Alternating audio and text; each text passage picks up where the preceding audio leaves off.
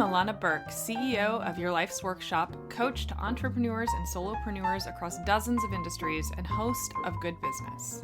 With nearly 20 years' experience helping hundreds of clients create profitable, ethically driven, and sustainable businesses based on their life's work, I'm here to teach you how to do great work, make great money, and make a positive impact without feeling like you need a shower afterwards.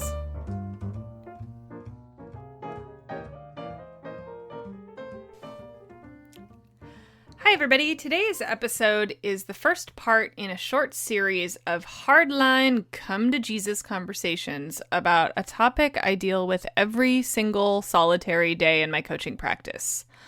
What to do when you think you're doing everything right and nothing is working. Or, to put it in other terms, what the hell is wrong with my selling strategy? These are basically sales lessons, but in order to figure out what you're doing wrong, you have to understand the difference between sales strategy and sales tactics. And that's kind of where we're going to begin today. So this is something I see all the time. People come in my door and say things like, I hate selling. I'm sharing things a lot. I'm emailing my list all the time. I'm creating new things. But I feel like I'm just hitting the wall. I have very few people buying, but a few people do, and a few people are interested, but my list just isn't growing, and my practice isn't growing, and I just feel like I'm banging my head against a wall, and I don't know what to do anymore, and my website looks great, but nobody's staying, and my bounce rate's really high, and it's all the things, right? I can't imagine selling any more than I already do. That's the refrain underneath, right? I'm doing everything. Which is probably true-ish, right? But here's the thing. When you're doing all those things, you're not actually selling. Posting to social media isn't selling. Sending newsletters isn't selling. Interacting with your friends online isn't selling. Relationship building isn't selling. Those things are just tactics. Those are pieces of a puzzle, but the puzzle's actually a lot more complicated. To put it in another way, I think we talked about this on one of the earlier episodes, that you kind of can't hate marketing because hating marketing is like hating a hammer. It's like you're hating a tool. It's what you do with it that's important. So if marketing is the hammer and the tools, right, then selling tactics are the nails. They're just these tiny, important little connectors that take all the pieces of what you do and make them all stick together. But you have a plethora of choices about the tactics that you use. And when you start a business and you embark on this, it's really, really, really easy to not know what tactics you should choose. So you pick the ones that feel right? You pick the ones that you can live with. And this is where we talk about why the podcast is called Good Business, because I'm not here to teach you how to make money. I'm here to teach you how to do business well. There's a big difference there, right? And I want to make sure that that's always, always, always crystal clear, because there's plenty of people who can teach you all the selling tactics that will make you lots of money. That's not my job. I know those tactics. I could teach those tactics, but I don't, because I also want to be able to sleep at night.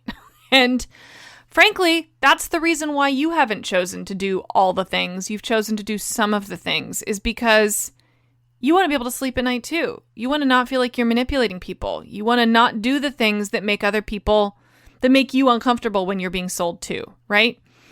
Because just like building materials, there are high quality nails and there are low quality nails, right? Or just like building materials, there's high quality selling and there's low quality selling. There's high quality tactics and there's low quality tactics. And everybody's definition of those things is a little bit different, you know? And how we define success for everyone, how we define a successful launch or a successful sales cycle is different for everyone. So what happens for people with really fierce ethics and or integrity, like where they get hung up, is they confuse unethical tactics with sales strategy.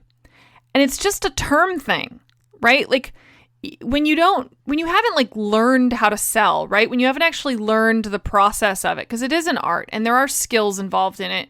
When you haven't actually done all of that, you're kind of learning in this like ad hoc way. So you mistake all this tactical stuff for strategy stuff. And they're actually two very, very different things. Strategy is something that you have to understand and think about on a much more macro level. It has almost nothing to do with the tactical piece of how you're going to deliver your strategy. But that is what tactics are. They're how you deliver strategy. But the thing I see more often than not is that people start with the tactics and don't ever think about their strategy. They don't think about the impact that their selling cycle is having on their overall reputation, on their overall brand, on people's ability to trust them long term. They simply do the tactics. You follow the things like it's a to-do list for your business. If I do these 9 things, I'll be successful, right? But if you do those things in the absence of strategy, then you don't get anywhere because there's no there, right? You're just doing stuff. It's like doing busy work versus doing actual learning.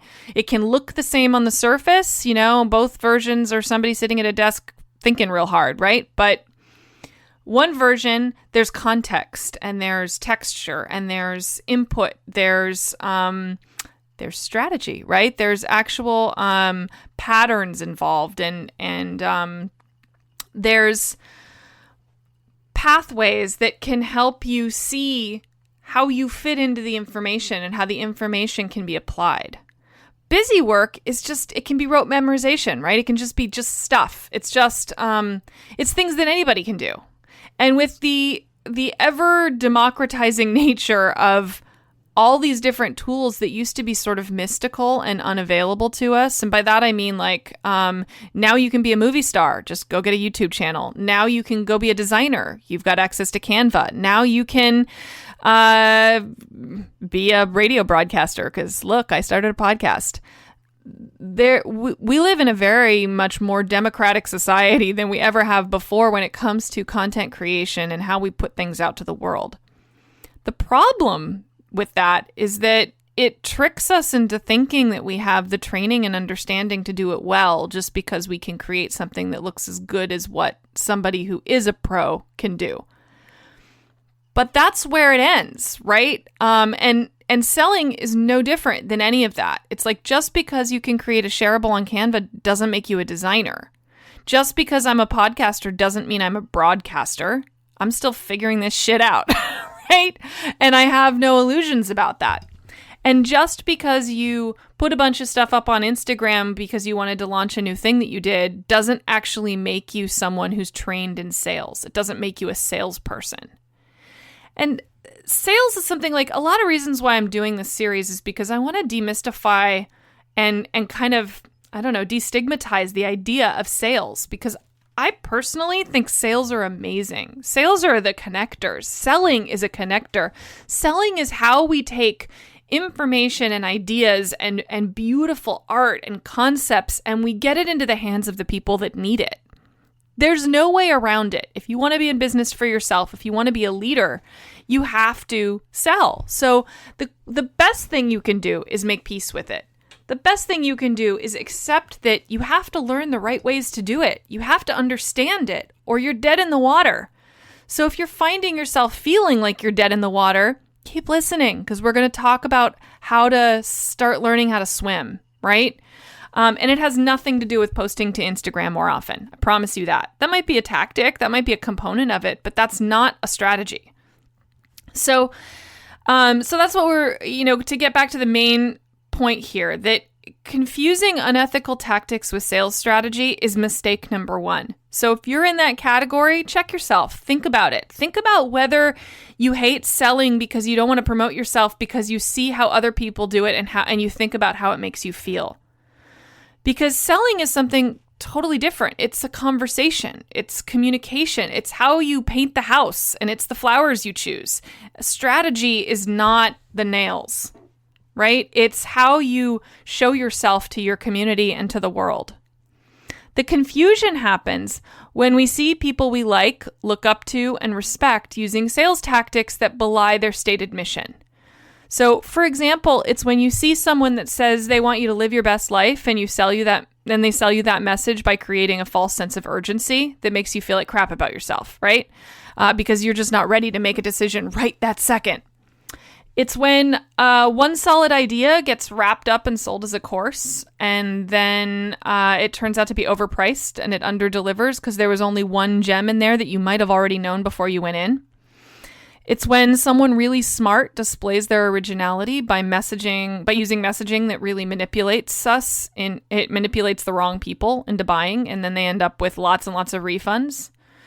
I was in a group once that people were talking about their refund rates on courses, and this is a group of very, very, very successful people. And somebody was talking about how they were really proud of the fact that they got their refund rate down to 30%. So that means roughly a third of the people who bought from them wanted their money back.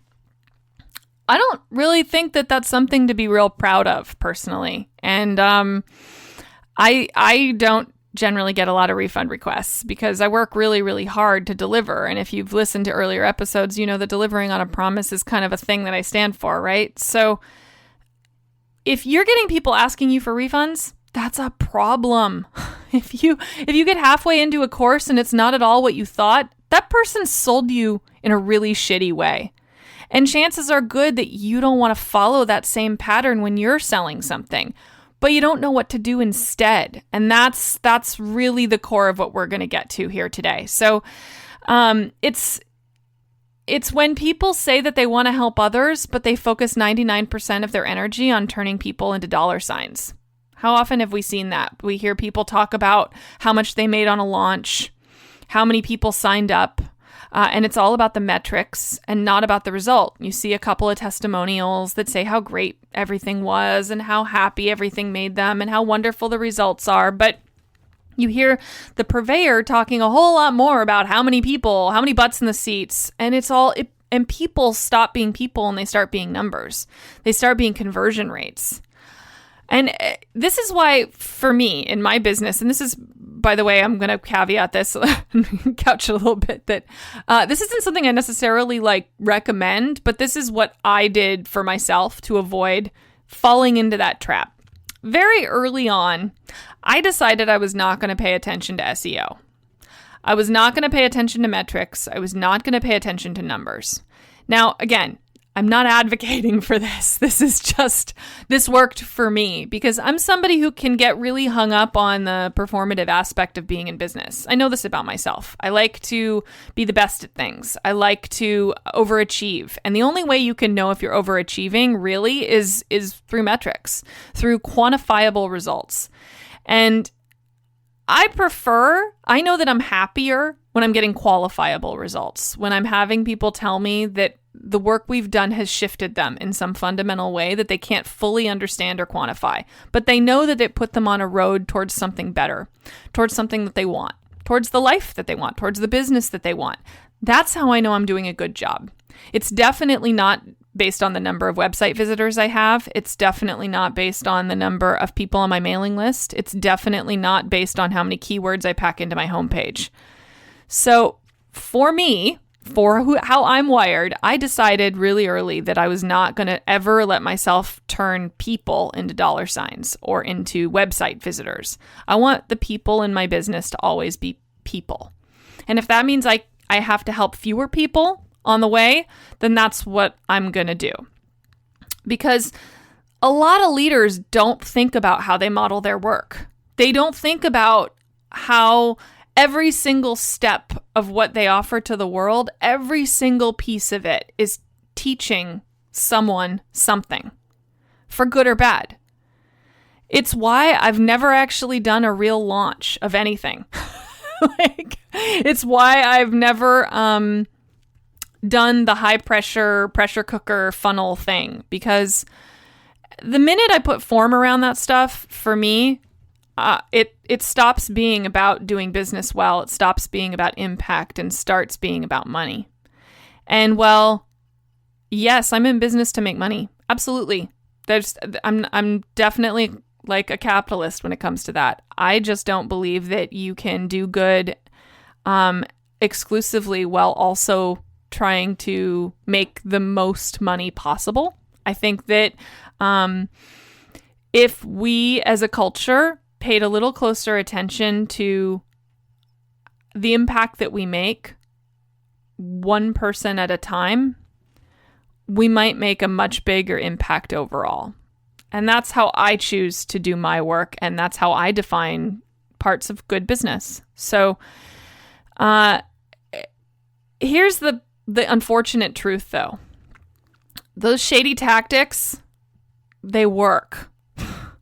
If you want to make a lot of money and you want to do it really fast, then follow that path and not this one. Because the hard truth is that you only hate selling because the fast way feels like crap when you lay your head down at night.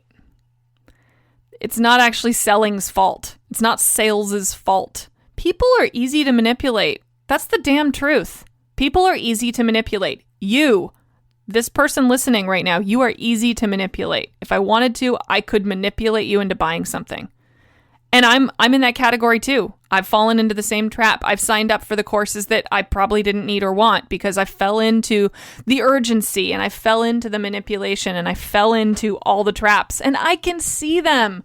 I have more training at this than most, and I've still fallen into the traps. You're not alone in that, and you're not dumb. It's that this is a highly skilled and highly honed industry, and there's tactics that are there that are gonna make you buy stuff, even when you don't want to. And some of it is okay, and some of it is not. And many of you are doing the stuff that's okay, but you're not doing the stuff that's not. And unfortunately, it's only effective when you do both together, right? It doesn't do you any good to post a bunch of stuff to Instagram if you're not also feeding people to a marketing funnel that's going to progressively sell them more expensive stuff. Otherwise, you're just building awareness, which is fine, but it doesn't really do much for you.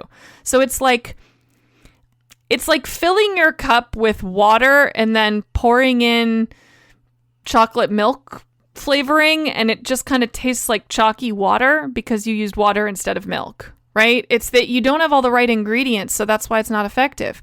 So it's not necessarily about adding in all the shady stuff, obviously, right? I'm not telling you to do that. It's that rethinking how you offer the stuff that works for you, that's the critical piece. So I'm going to repeat that one more time. You only hate selling because the fast way feels like crap when you lay your head down at night. That's the only reason.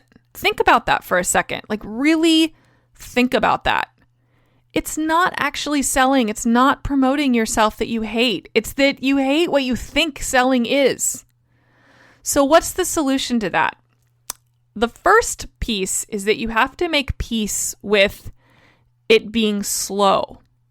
You have to make peace with there being a compromise between profitability and impact. Because let me tell you, there is only two ways to sell. There's fast and shady or slow and vulnerable. That's it. That's all there is. There is no other path. So fast and shady looks like selling you a car that you didn't even want and probably didn't need for 10 grand over your budget because they made the numbers work and made some magical changes to your budget that, all made sense in a split second. And then they made you feel like if you walked out, you'll never get it again. It's getting you to invest in a $2,000 course packed full of stuff that you can easily find for free because all of the things that fed into it made you think that you'd be missing out if you didn't. It's anything that makes you feel like you can't say no and circle back. It's anything that makes you feel like you've never made it unless you say yes, that you'll never make it, unless you say yes right then. It's like you'll never get what you want if you don't buy their thing, or like you'll fail if you don't buy their thing, or like you're not enough just as you are. And most importantly, the most critical one is the ones that remind you that you have a problem that you didn't know that you had until they told you about it. That's the rough one, you guys. That's the one that makes me feel ill.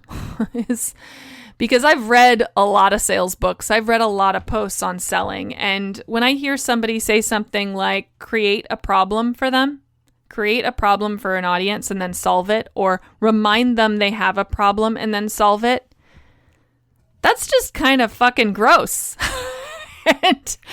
and kind of a terrible way to human as far as I'm concerned. This has nothing to do with profitability or impact right now. It's just damn shitty, right? Like, so much of what I talk about is like, why can't we be better at this? Why can't we do things differently than all of the business models that came before us? We have this incredible opportunity.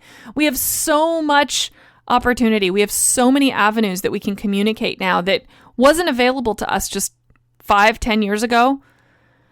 Like, you can be a podcaster now. You can be a writer. You can be all these incredible things. And how are we using it? How are we selling it? We're doing it the exact same fucking way that everyone who came before us did it in industries that go all the way back to door-to-door selling vacuum cleaners.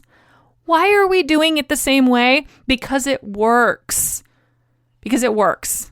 Because high-pressure sales work. Because shoving your shit down somebody's throat works. Eventually they'll swallow. I don't care how strong you are. I don't care how smart you are. Eventually you'll fall into the trap and it becomes a numbers game. You shove your shit down enough people's throats and enough people buy it that you make a great living. And you think that what you created is enough to make up for that. You think that the impact that you make on the other 70% that didn't ask for their money back is enough. And maybe it is. You know, maybe some of those people are delivering. I mean, I'm sure that some of them are. I'm sure that they're getting impactful results for a portion of the people that buy. What about the people that don't bother to ask for a refund, though? Because there's statistics that there's some people that are just hardwired to not ask for their money back because they feel culpable for purchasing in the first place. They feel like it's their responsibility to own their purchase. And frankly, it's not. It's not. We should be allowed to question. We should be allowed to ask, is this it? We should be allowed to wonder whether there's something that could fit us better. And we shouldn't be held responsible for being manipulated into things. This goes, this affects every industry. We watched it around the housing crisis, the big, let's point fingers back and forth between the lenders and the borrowers, right? Like, it's, borrowers entered into a contract and they had, all the writing was right in front of them. All they had to do was read the fine print. Well, I'm sorry. Can we take a step and just remember that when you're sitting there buying a house for the first time and you're super excited and you're packed with adrenaline and dopamine and all you want is the keys to that beautiful new house that'll give you security and safety and all the things that humans need at a really base level, and somebody says sign this 6-inch thick stack of paper on every other page, you're not going to read all the fine print because that's human nature. We don't read the terms and conditions when we sign up for iTunes either. Right? We don't behave in our own best interest because we want what they're selling. We want the promise they're making. We want them to deliver on it. Whether they do or not is sort of, fuzzy and irrelevant at this point. But the same is true no matter what you're selling. You can't expect people to do their due diligence while you're taking away their choice, while you're manipulating them into not making a choice. That's not good business. That's not kind. That's not empathetic. That's just shitty. And I hope that if one person listening to this changes how they sell as a result of hearing my perspective, that's enough for me. Truly. So I want to talk about the alternative, right? So we've covered what fast and shady looks like. We all understand what high pressure sales look and feel like, and we've all been on both sides of that equation. So next I want to talk about the alternative, what slow and vulnerable means. Now, I've been in business for just about 10 years now. In my business's current iteration, where I've been a business coach and a designer and a teacher.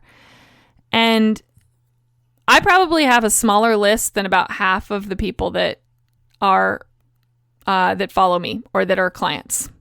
I've never paid any attention. I honestly don't even know how many people are on it right now. I don't look. I don't care. I don't pay attention. And that, again, not advocating for that, but the point more is that I've focused on the impact that I've made with people for the duration of my business's existence. I focus on making sure that the person in front of me is getting the very best of me. And that's meant that my work is slow and my presence is vulnerable. It means that I don't make as much money as some of my peers.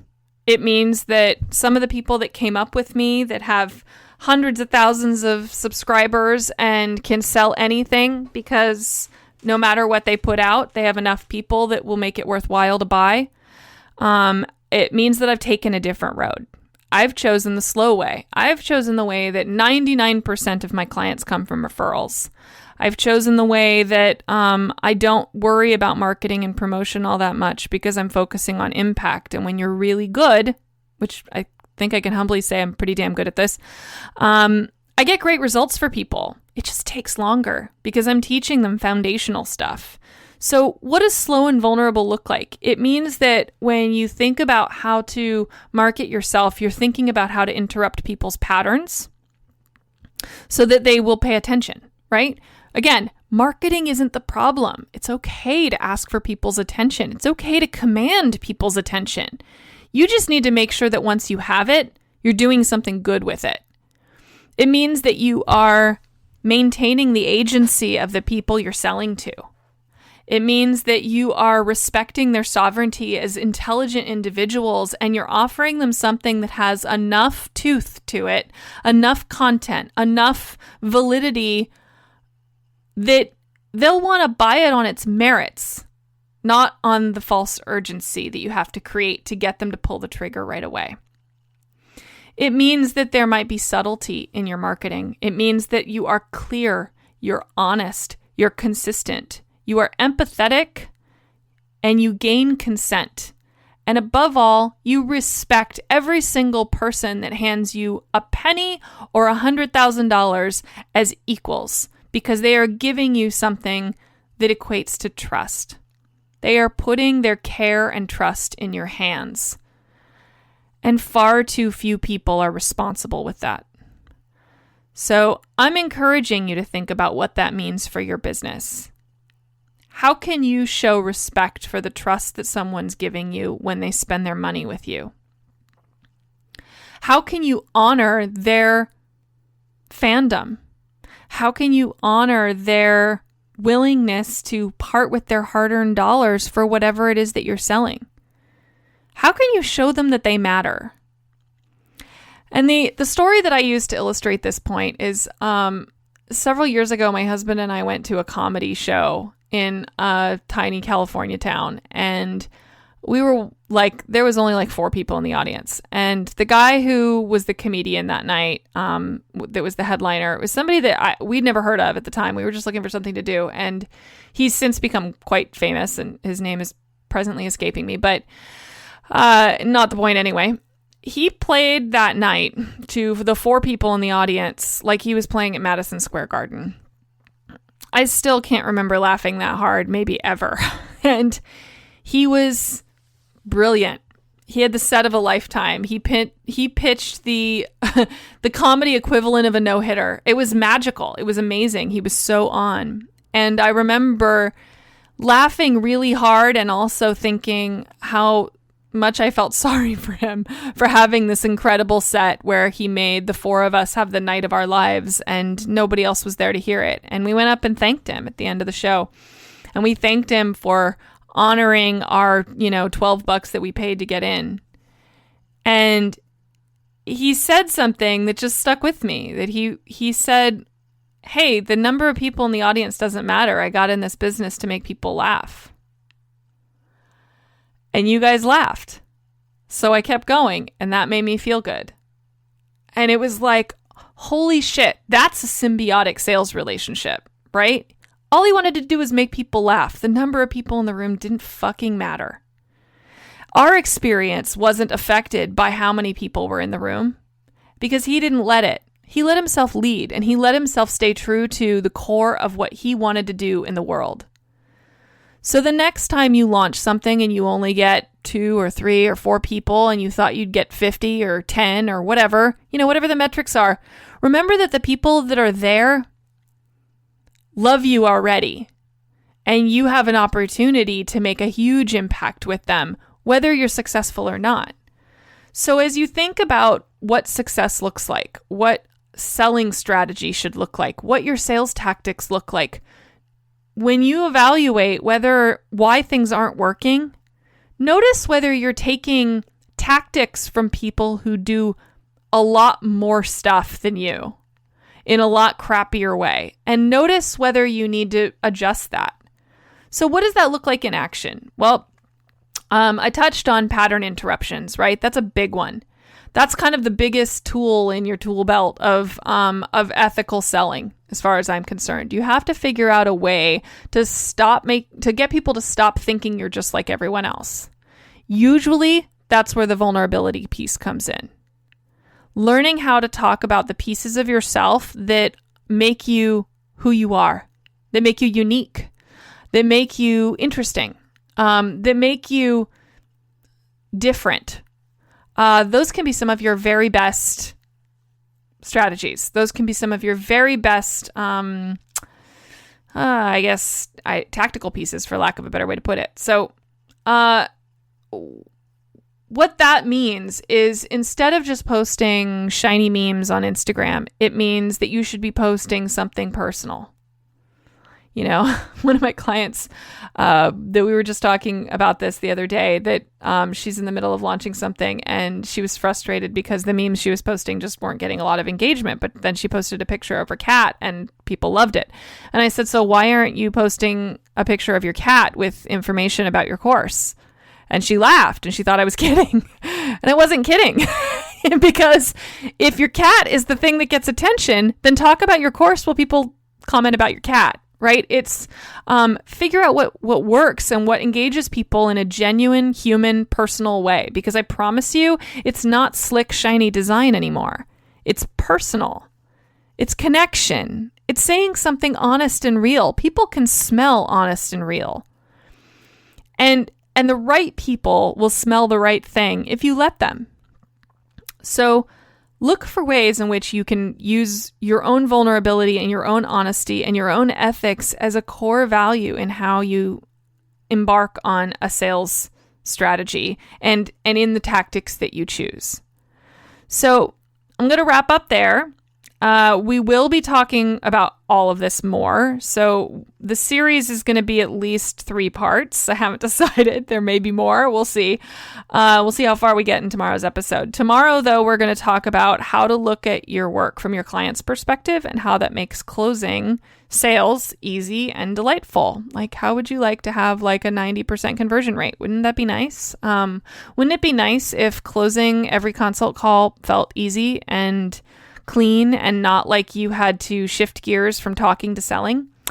Well, then stay tuned, as they say, because that's what we're talking about tomorrow. So I hope you'll join us then. And I'm reminding everyone, too, that we have a giveaway going, and you can check out the link to the giveaway in our show notes. If you go to thegoodbusiness.co, you'll find all that information and more. Okay, thanks for joining me. Hope you'll tune in tomorrow for our next episode on selling. Have a great day, everybody. Thanks so much for hanging out with me today. For more information, visit thegoodbusiness.co or yourlifesworkshop.com.